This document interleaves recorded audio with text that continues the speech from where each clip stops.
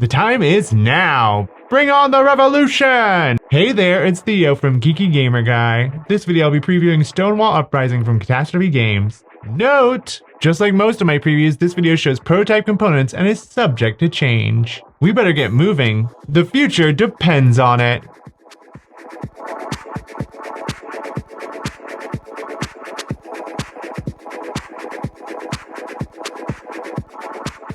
Stonewall Uprising is a competitive asymmetric deck-building game for 1 to 2 players. Players take on the role of Pride, aiming to advance the gay civil rights movement, whoa, or the man trying to slow it. Ugh, buzzkill. To set up, place the game board in the center of the table. Then put both players' market boards flanking it. Place the matching cubes for each track on the starting blue spaces. Place the deck thin tokens on the Overton window track, as well as the AIDS marker, which will come into play later. You know it's coming.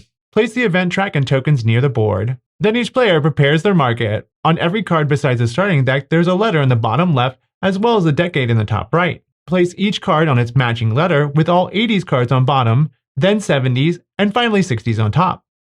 All cards remaining without a letter in the bottom left make up the player's starting deck. Shuffle them and place them face down on the deck space of the player board. Give the first player token to the man to start the game. Now we're ready to begin. Let's go. Stonewall Uprising is played over a series of rounds until a player wins the game by triggering their own win condition. I'll talk about it more in a bit, but just so you know, the man wants to demoralize 10 people from the Pride player, and Pride wants to have a dice pool higher than the current Overton window track.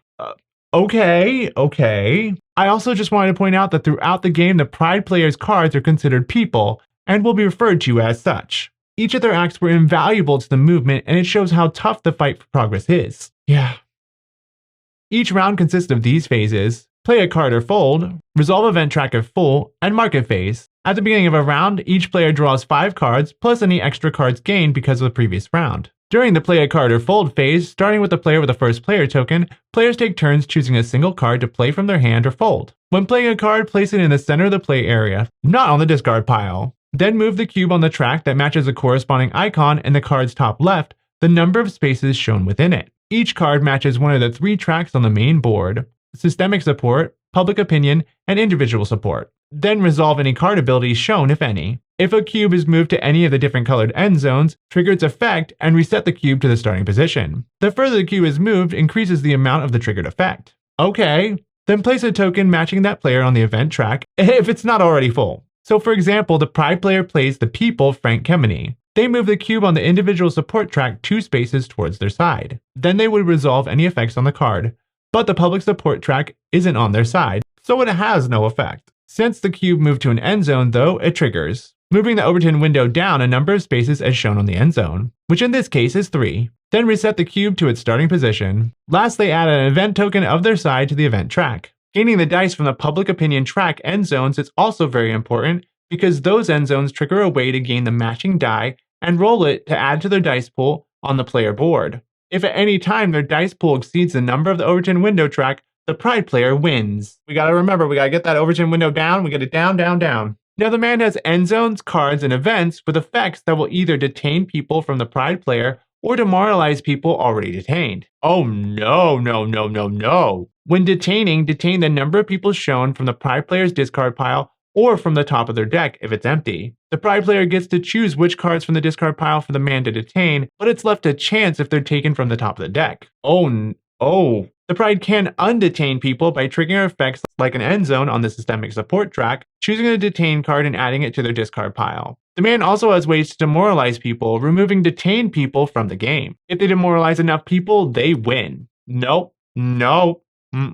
Once a player decides to stop playing cards for their effects and save them for the market phase, they can choose to fold. If they're the first player during the round, a few things happens. First off, the folding player must choose a cube to push 1 space towards their opponent's side. The cube can't trigger an end zone though. Then for the rest of the round, the non-folding player's cards are doubled, meaning a 1 turns into a 2, or a 3 would turn into a 6. Whoa, that's a lot. There's a catch though. For every card they play, the folded player gets to draw 1 extra card next round. Oh, there it is. The non-folding player can choose to fold at any time with no effect to them though. Also, if a player plays all their cards, they are not considered as folding. After that, if and only if the event track has 3 events in the 60s or 5 event tokens in the 70s and 80s, it is full. Resolve an event for the player with the most tokens there. First, remove each last decade's purchase cards from the market for the rest of the game. Then draw an event card from the winning player's decade cards players are currently in.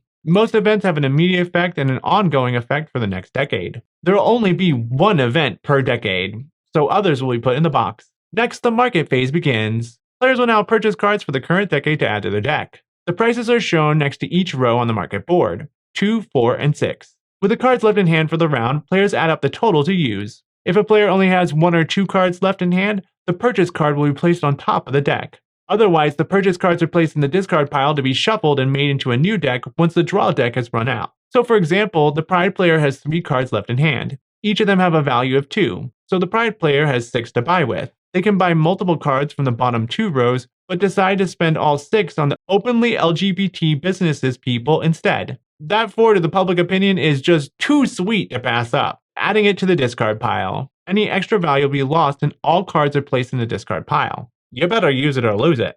At round end, pass the first player token to the other player. Once a new decade starts, each player will have access to new cards to buy from their market boards, with new abilities like for the man getting law tokens to trigger different effects when a cube tracker lands on it, to the Pride player adding retaliation dice to cards in the man's market, gaining the dice when they buy a card from that spot, or even moving the starting space closer to their side of the end zone. Play goes back and forth through the decades, coming to its crescendo during the AIDS crisis of the 80s, bringing the AIDS track into play that adds further effects to the game. If at any time the man demoralizes 10 people, or Pride exceeds the value of the Overton window with their dice pool, the game ends and that player wins. Some features here include a historic deck building game with puzzly card playing action. The play and fold mechanics work together to really put pressure on players to push their plans. Do you go for the endgame trigger but give the player extra cards if they folded?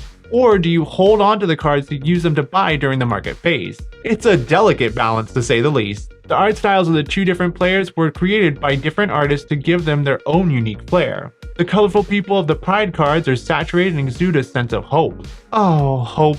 While in contrast, the man's cards are muted and darkly sinister. I just don't like them. Each with informative flavor text that brings them to life. Speaking of the man, the design was purely intentional that they feel oppressive. Because you know they are.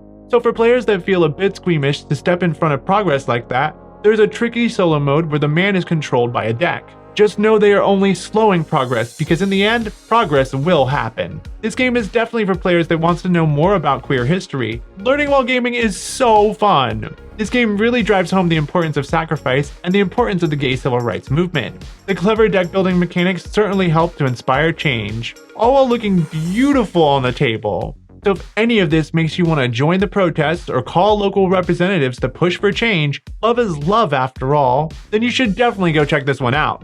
I put a link to the Kickstarter in the comments below for you to check out further. That's it! Thanks for watching. If you enjoyed this video and want to help out the channel, tapping the like button really helps. Also, don't forget to subscribe and hit the bell to not miss out on future videos. Until next time, stay geeky. Keep gaming. Yep. Tracks. Totally tracks. Right? It totally tracks. LGBT. On the openly LGBT. On the openly LGBT. Or in the gay civil rights movement is.